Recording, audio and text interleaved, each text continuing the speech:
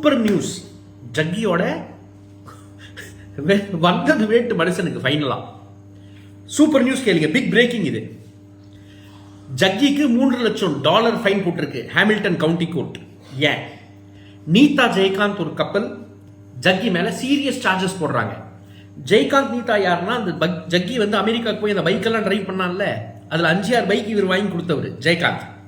பயங்கரமான சீடர் ஜக்கிக்கு. ஆனா அப்புறம் மண்டல ஃபுல்லா தெரிஞ்சு போச்சு, இவன் அயோக்கிய, இவன் ஃப்ராடு, பெரிய ஃப்ராடு, பித்தலாட்டம் பண்றான்ட்டு. இவங்க ஃபர்ஸ்ட் வீடும் கட்டினாங்க ஜக்கி ஆசிரமத்தில் அங்க டெனிசில. அதெல்லாம் வித்துட்டு வெளியே வந்துட்டாங்க. அந்த ஒரு வீடை வித்துட்டு வெளியே வந்துட்டாங்க. நீதா இந்தியாவுக்கு வரும்போது ஜக்கி என்ன ரேப் பண்ணியிருக்கான் ஒரு சார்ஜ் போடுறாங்க. அதை குறித்து இவன் ஒரு $10 மில்லியன் சூட் அடிக்கிறான். இதை பத்தி பேசக்கூடாது, 10 மில்லியன் எனக்கு கொடுக்கணும், தப்பான தகவல் கொடுத்துருக்காங்கன்ட்டு. அந்த கேஸ் ஜக்கி தோத்து போயிட்டான், பார்ஷியலா தோத்து போயிட்டான். இந்த சார்ஜஸ் எல்லாம் போச்சு அந்த அம்மா மேல இருந்து.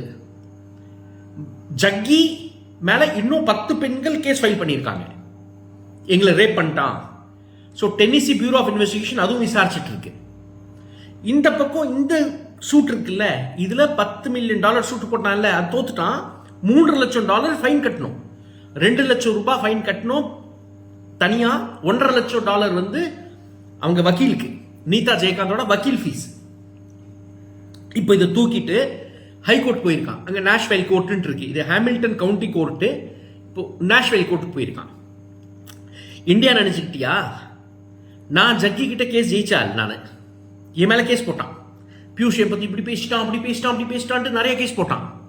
நானும் 20-30 தாட்டி போயிட்டு வந்தேன் கோயம்புத்தூருக்கு. சேலத்துலேருந்து கோயம்புத்தூர் போயிட்டு வர்றது. கேஸ் ஜெயிச்சிட்டேன், தோத்துட்டான். ஒரு மீடியா சேனல் கவர் பண்ணல, இதை ஒரு மீடியா சேனல் கவர் பண்ணல. இது நல்லதா போச்சு, கோர்ட்ல டிஜிட்டல் ரெக்கார்டர் இருக்கு நம்ம கிட்ட, கோர்ட்டோட கோர்ட்டோட காப்பி இருக்கு நம்ம கிட்ட.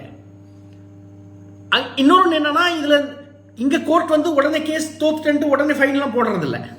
இதுக்கு நான் தனியாக ஒரு சூட்டு போடணும், அப்புறம் எனக்கு பணம் வரும். அதுவும் எவ்வளோ வந்துட போகுது. பட் அமெரிக்கால அப்படி இல்லை. அமெரிக்காவில் புகழ்ந்து பேசுறாலாம் இல்லைங்க, அயோக்கிய நாடு அது. பட் அங்க ஜக்கி தோத்துட்டான், பெரிய சிக்கல்ல இருக்கான். அவன் ரியல் எஸ்டேட் ப்ராஜெக்டும் பெரிய சிக்கல்ல இருக்கு. ஒரு போட்காஸ்ட சொல்றான், 800 பேர் வந்துட்டாங்க எனக்கு, $1 மில்லியன் $1 மில்லியன் வாங்குறான் 5 ஏக்கருக்கு. ஆக்சுவல் ரேட் அங்க எதிரிலேயே இந்த நீதா ஜெயகாந்த் லேண்டை விற்கிறாங்க $15,000 ஒரு ஏக்கர், $75,000 5 ஏக்கர் கொடுக்குறாங்க.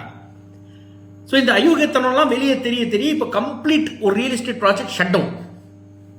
இல்லாட்டி ஒரு பெரிய சிட்டி கட்டலான் இருந்தான் 10,000 பேர் வச்சு, அப்படி எல்லாம் புஷ். தனியா பெண்கள் ரேப் பண்ண கேஸ் விசாரணை அங்க டென்னிசி பியூரோ ஆஃப் இன்வெஸ்டிகேஷன் நடந்துட்டு இருக்கு. இந்தியா நினைச்சுக்கிட்டியா போலீஸ் உனக்கு சேஞ்ச் அப் கொடுக்கறதுக்கு?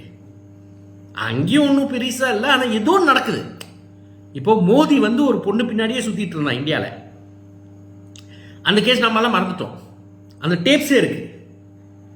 அமித்ஷா வந்து ஸ்பைங் பண்ணிட்டு இருந்தான்.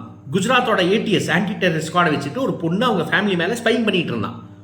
இது கோர்ட் ரெக்கார்டு. இதெல்லாம் இங்க பெருசா பேசப்படல, அது பெருசா வெளியே வரல. ஆனா அங்க ஏதோ ஒரு எபிஸ்டின் ஃபைல்ஸ் ஏதோ வெளியே வருது. ட்ரம்போட எபிஸ்டின் ஃபைல்ஸ் ஏதோ வெளியே வருது. ஸோ இந்தியாவோட அட்லீஸ்ட் பெட்டரான ஒரு லீகல் சிஸ்டத்துல மாட்டிட்டு இப்போ முழிக்கிறான். நம்ம இங்க கம்ப்ளைண்ட் கொடுத்ததுக்கு தமிழ்நாடு போலீஸ், கோயம்புத்தூர் போலீஸ் அவனை காப்பாத்திட்டு உட்காந்துட்டு இருக்கு.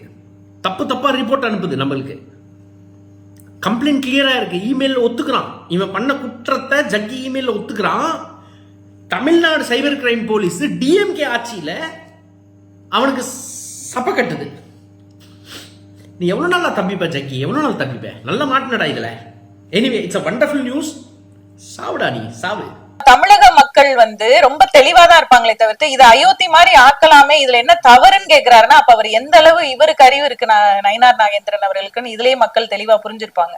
அப்ப நீங்க என்ன சொல்ல வரீங்க? நேரடியா நாங்க அப்படிதான் பண்ணுவோம், நாங்க பிஜேபியை உள்ள நுழைக்கிறதுக்கு RSS மூலமா எல்லா காரியங்களையும் நாங்க இதெல்லாம் வந்து ஒரு சின்ன விஷயங்கள் அப்படியே குட்டி குட்டியா அரிச்சு அப்படியே பெரிய பூதாகரமா ஆக்கி அதுல ஒரு சந்தோஷப்படுறதுதான் பிஜேபியோட நோக்கம். என்னன்னா, தமிழக மக்களுடைய நிம்மதியை கெடுக்கும்.